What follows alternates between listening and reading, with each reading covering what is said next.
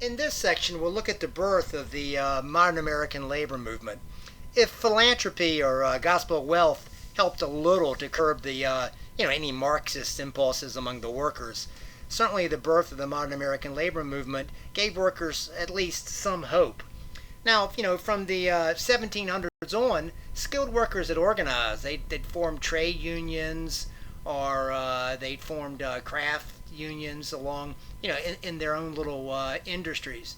But the problem for, labor organizers in the late 19th century was to try to get those unions together to give them more clout. What some began to hope for was like a one big association that would pull in all the trade and craft unions and also pull in the mass of unskilled workers. And in 1866, Philadelphian William Silvis, he acted on his dream of a nationwide association that represented, all the skilled and unskilled workers, and he called a convention in Baltimore to form a new organization, the National Labor Union, the NLU. And the NLU endorsed an 8-hour workday, which they would say that all workers deserve 8 hours for work, 8 hours for sleep, and 8 hours for whatever they wanted to do. Leaders, they also called for to stop using convict labor. They wanted to establish a federal Department of Labor, and they didn't like the Chinese immigrants because they thought they drove the wages down. Interestingly, Silvis also got the National Labor Union to support the cause of working women, and even elected a woman as one of its national officers. It urged black workers to organize as well, although they wanted them organized in separate unions. Anyway, in 1866, 1867 period, a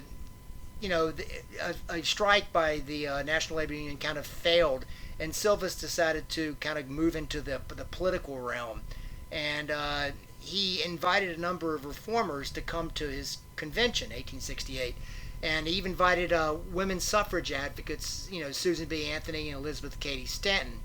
They made, according to one reporter, quote, no mean impression on the bearded delegates. So he was kind of hoping to get all these reform, have the labor reform movement join with these other reform movements. But when Silvis died suddenly in 1869, the National Labor Union faded quickly, and it kind of just kind of vanished from the scene. The dream of a large nationwide labor movement that combined both skilled and unskilled workers lived on, however, in a new organization known as the Knights of Labor, founded in 1869. Advocating many of the same positions as the National Labor Union, the Knights of Labor began a secret society modeled after the Masonic Order. They welcomed all wage earners, excluding only bankers, doctors, lawyers, stockbrokers, gamblers, and liquor dealers, the sources of all the problems, they thought. The Knights of Labor grew slowly at first, but then exploded in the 1880s when a young Pennsylvanian machinist of Irish Catholic origin, Terence V. Powderly, took over. Short and kind of petite, with a blonde, drooping mustache. Guy that always wore elegant attire and seemed kind of, aloof somewhat. Powderly didn't really appear one of these, great labor leaders. And in fact, he kind of hoped for cooperation with management. He didn't personally like strikes. But when the railroad magnate Jay Gould helped or tried to get rid of the Knights of Labor on his railroad, Powderly was kind of ticked off, and he led a successful strike. And when it was successful, the Knights of Labor membership exploded. And like the National Labor Union, the Knights of Labor, then began to venture into politics more, calling for a progressive income tax on all earnings, a tax where the richer not only paid more, but actually a higher percentage of their income. Soon, however, the Knights of Labor began to weaken as well. Tensions began to develop between the skilled workers. They were often paid better and, thus less activist, and the unskilled workers, who were paid much less, and there are too many of them, and they weren't worth that much. So they were paid less. The Knights of Labor began to make demands that seemed too much for many businesses, who began to mobilize against it in a way they hadn't before. And then, as if kind of like a nail in the coffin of the Knights of Labor, came the Haymarket riot in Chicago on May 4th, 1886. At a peaceful rally, someone threw a bomb, and the police, gunfire resulted. In the end, 7 cops and at least 4 others were killed, with about a dozen injured. And while anarchists were probably behind much of the violence, the riot tarnished the Knights of Labor's image, which businesses certainly encouraged. The Knights of Labor was not responsible, but its membership began to plummet.